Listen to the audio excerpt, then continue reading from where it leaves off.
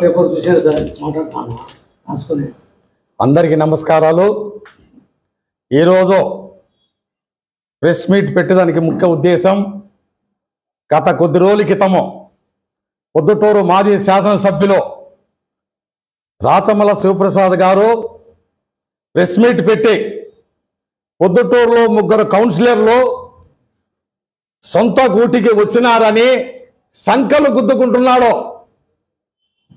ఆ 3 కౌన్సిలర్లు గతంలో నీ పార్టీకి చెందిన వారే అనేది నువ్వు గుర్తు తెచ్చుకో. ఆ కౌన్సిలర్లు తెలుగుదేశం పార్టీలోకి ఎందుకు వచ్చినారో, తిరిగి నీ సొంత గూటికి ఎందుకు వెళ్ళినారో పొద్దుటూరులో ఇది ప్రశాస్తంగా ఉంది. ప్రశ్న, తెలుగుదేశం పార్టీలో అవినీతికి, మట్కా, క్రికెట్, జూదాలకు తావు లేదు అనే విషయం పొద్దుటూరులో ప్రజలందరూ గ్రహించి గత ప్రభుత్వాన్ని గద్దెదింపి తెలుగుదేశం ప్రభుత్వాన్ని నంద్యాల వర్ధాల నీతి పౌరాన్ని గెలిపించినారు. ఇది ప్రజల యొక్క తీర్పు. నువ్వు నేను చెప్పేది కాదండి. రాజకీయం అంటే ప్రజల కోసం చేయగలవా, సేవ చేసి మన్నలు పొందాలా కానీ క్రికెట్, మట్కా వారిని కాదు మనం దగ్గర తీయాల్సిందే.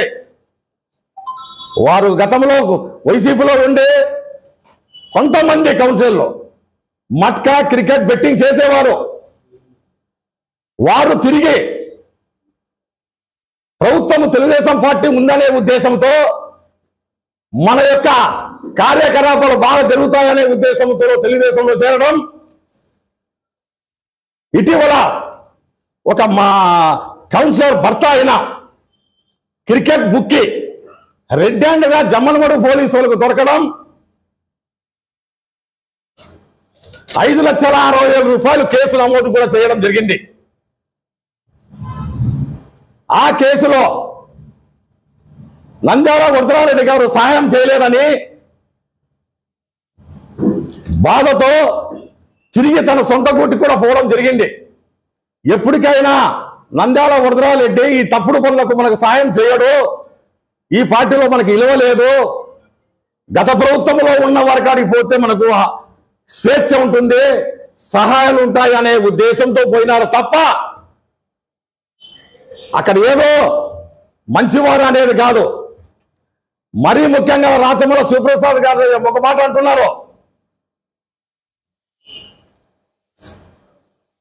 పరాయి ఇంటిలో పరవాణము కంటే సొంత ఇంటిలో గంజి మేలన్నాడు. నువ్వు చెప్పింది 100% కరెక్ట్ రాచమల్ల శివప్రసాద్ గారు, ధన్యవాదాలు. ఇది చెప్పింది వాస్తవం. ఇదే పదము సంఘ సేవకర్త గురజాడ అప్పారావు గారు చెప్పారు. అప్పారావు గారు ఇదే పదం, అదే పదము మీరు వ్యాఖ్యానించడం కాబట్టి నేను కూడా మీరు అభినందిస్తున్నా. ఈడ నీతి ఉంది వరదరారెడ్డి కాడ, ఆడ అవినీతి ఉంది కాబట్టి నీ దగ్గరకు వచ్చారే తప్ప మరొకటి కాదు. ఇప్పటికైనా గుర్తు పెట్టుకోండి, పొద్దుటూరు నంద్యాల వరదరారెడ్డి గారు ఏ రోజు కూడా అసాంఘిక కార్యక్రమాలకు సహాయం చేయడు. ఈ పార్టీ తెలుగుదేశం పార్టీ ఇది ఒక క్రమశిక్షణ పార్టీ. ఎంతటి వారైనా తెలుగుదేశంలో కొన్ని ఏళ్ల నుంచి కార్యకర్తలు ఉన్నా, పక్క నుంచి వచ్చి పార్టీలో ఉన్నవారైనా తప్పు చేసేవాళ్ళు రక్షించరు. ఇటువంటి వాళ్ళు పార్టీ ఒప్పుకోదు. మరీ ముఖ్యంగా నంద్యాల వరదరారెడ్డికి ఇటువంటి వాళ్ళకు దగ్గర తీయడనే ఉద్దేశం ఇది ప్రజలందరూ గ్రహిస్తారు. ఇది తెలుసు.